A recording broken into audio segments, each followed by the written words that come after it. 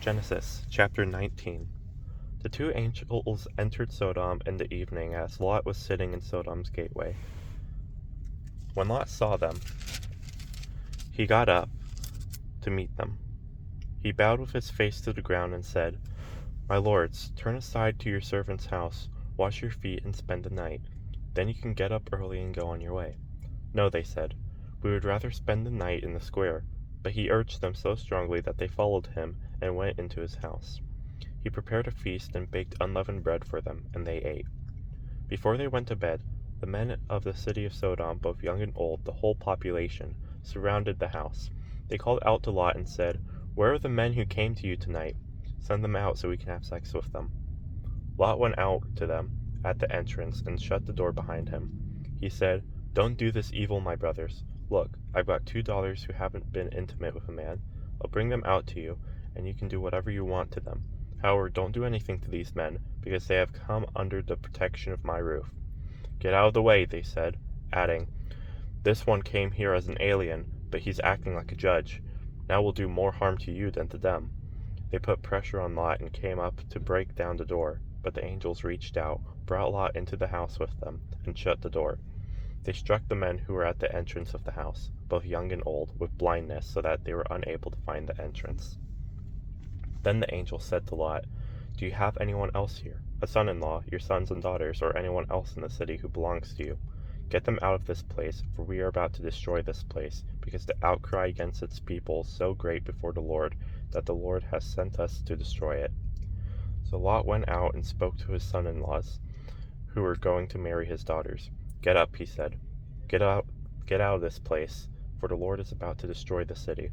But his son-in-laws thought he was joking. At daybreak the angels urged Lot on, "Get up, take your wife and your 2 daughters who are here, or you will be swept away in the punishment of the city." But he hesitated. Because of the Lord's compassion for him, the men grabbed his hand, his wife's hand, and the hands of his 2 daughters. They brought him out and left him outside the city.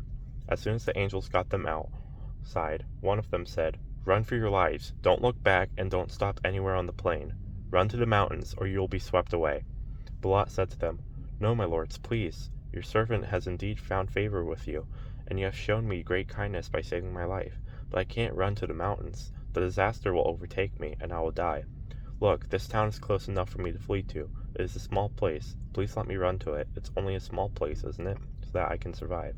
And he said to them, "All right, I'll grant your request about this matter too, and will not demolish the town you mentioned.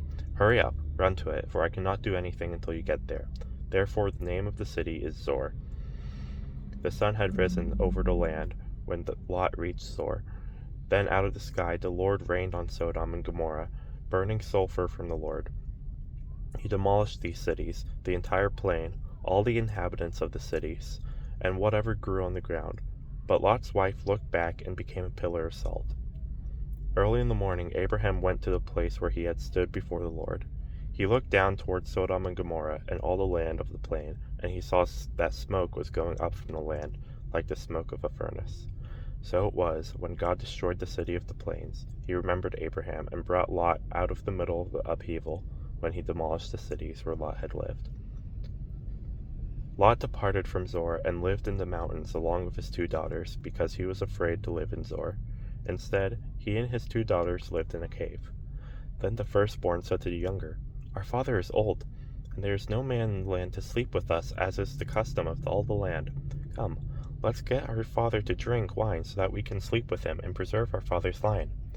So they got their father to drink wine that night. And the firstborn came and slept with her father.